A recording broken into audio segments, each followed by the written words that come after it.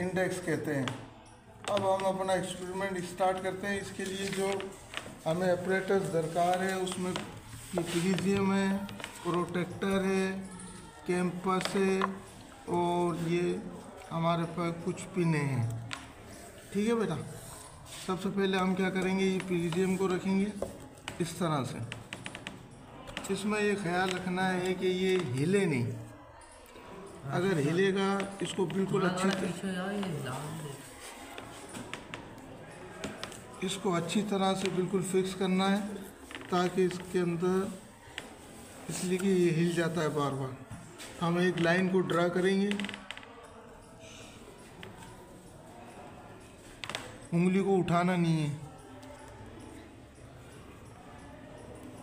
Slip हो जाता है ये।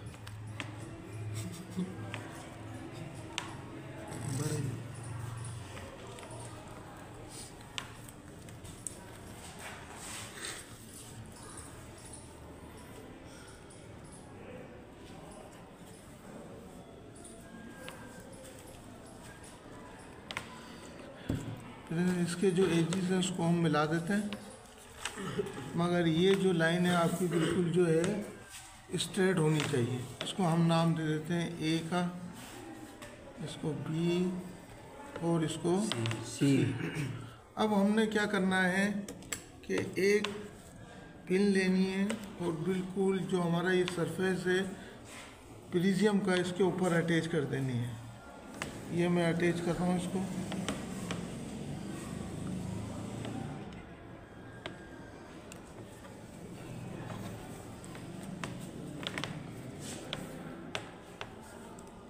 बिल्कुल लाइन के साथ अटैच करना है।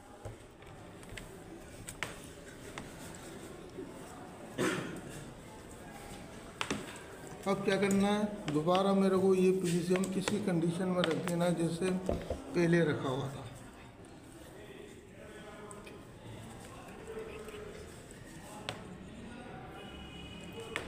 ठीक है जी।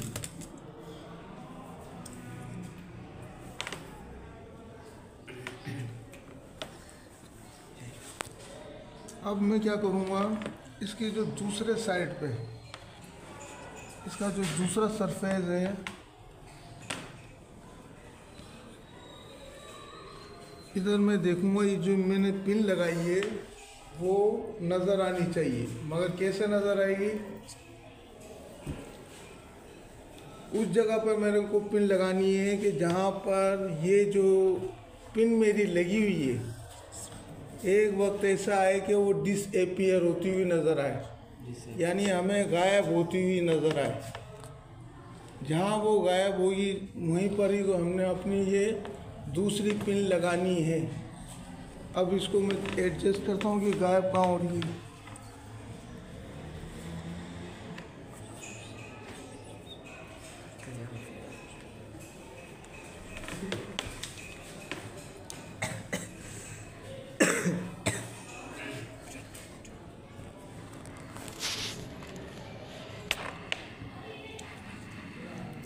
देखें इस कंडीशन में पिन नज़र नहीं आ रही। मैं जैसे इसको इधर लेके जाता हूँ सीधे हाथ की तरफ तो हमें नज़र आ रही है, मगर जब मैं इसको इधर लेके जाता हूँ तो ये डिसअपीयर होती हुई नज़र आ रही है। आ रही है नज़र डिसअपीयर होती हुई।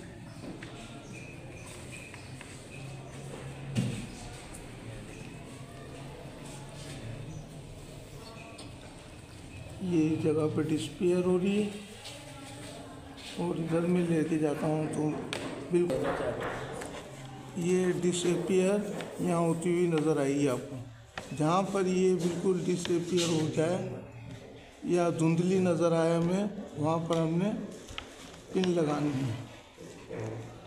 ये देखिए यहाँ धुंधली हो गई। मैं क्या करूँगा, इसी की सीध में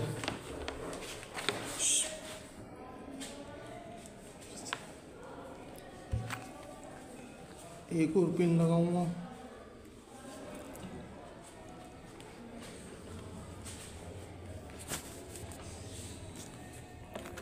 एक पिन और लगानी पड़ेगी मेरे को।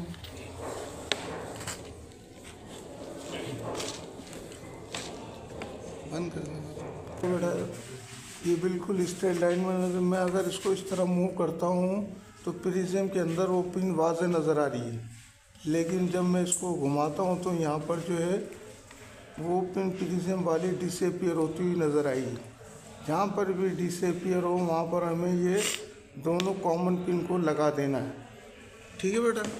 फिर उसके बाद क्या करना है, इन पिनों को हम रिमूव कर देंगे।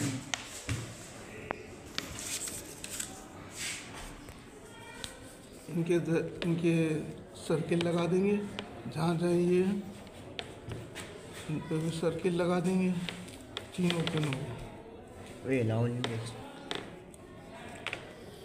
लगाने के बाद स्केल के ज़रिए जो है मैं इनको जॉइंट कर दूँगा।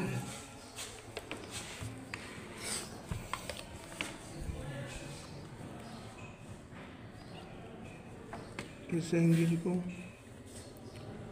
जो आपकी इंसिडेंट रे है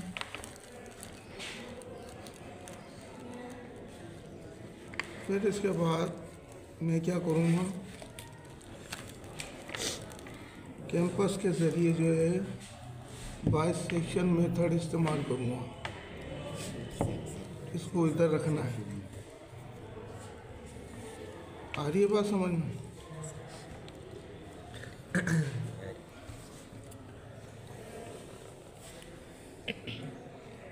इस तरह से इसका परपेंडिकुलर मालूम करना है मेरे को।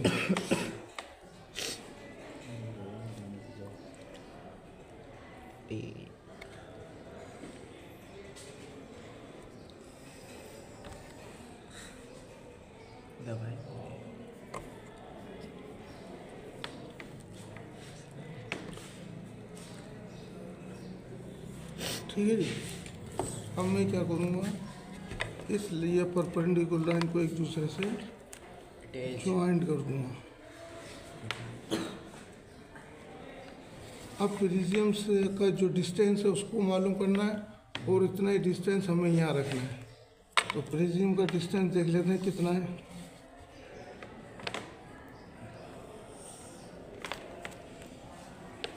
यहाँ आ रहा है तकरीबन, तो इतना ही डिस्टेंस में यहाँ पर ले लूँ,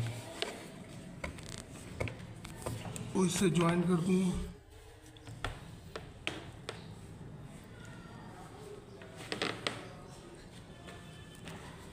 थोड़ी सी आउट हो गई है।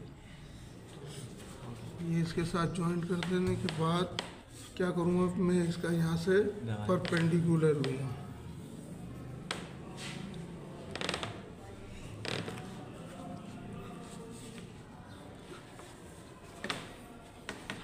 परपेंडिकुलर लाइन खींचूँगा। अब इन दोनों का जो डिस्टेंस होगा वो हमारा क्या कहलाएगा, क्रिटिकल एंगल कहलाएगा। इसको मैं क्या करूँगा, मेज़र कर लूँगा।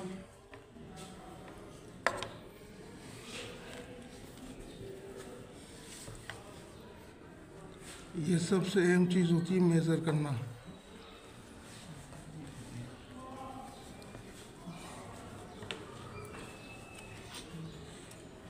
ये तकरीबन 42 बन रहा है। कितने पास आ गया 42। अब हम क्या मालूम करेंगे, रिफ्रैक्टिव इंडेक्स। रिफ्रैक्टिव इंडेक्स का जो फार्मूला है वो है 1/sin c। इसके अंदर हम वैल्यू पुट कर देंगे 1/sin 42। sin 42 बराबर होता है 1.0669। इसको और फर्दर हम जो है कैलकुलेट करेंगे तो हमारे पास आ जाएगा 1.49। हमारा नियरेस्ट है, क्योंकि किसी भी प्रिज्म का जो रिफ्रैक्टिव इंडेक्स होता है वो 1.5 होता है, मगर हमारे पास क्या आ रहा है 1.49, बिल्कुल नियरेस्ट है। तो हम इसको इस तरह 1.5 भी लिख सकते हैं। ठीक है बेटा।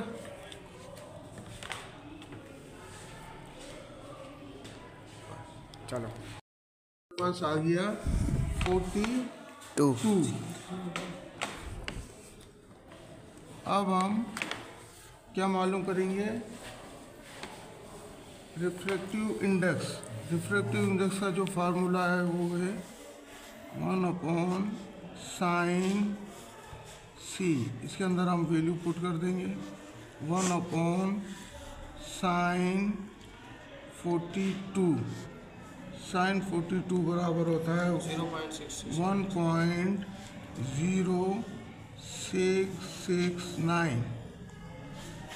इसको और फर्दर हम जो है कैलकुलेट करेंगे तो हमारे पास आ जाएगा 1.49।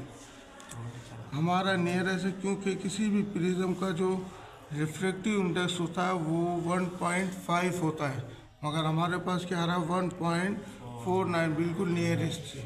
तो हम इसको इस तरह 1.5 भी लिख सकते हैं। ठीक है बेटा।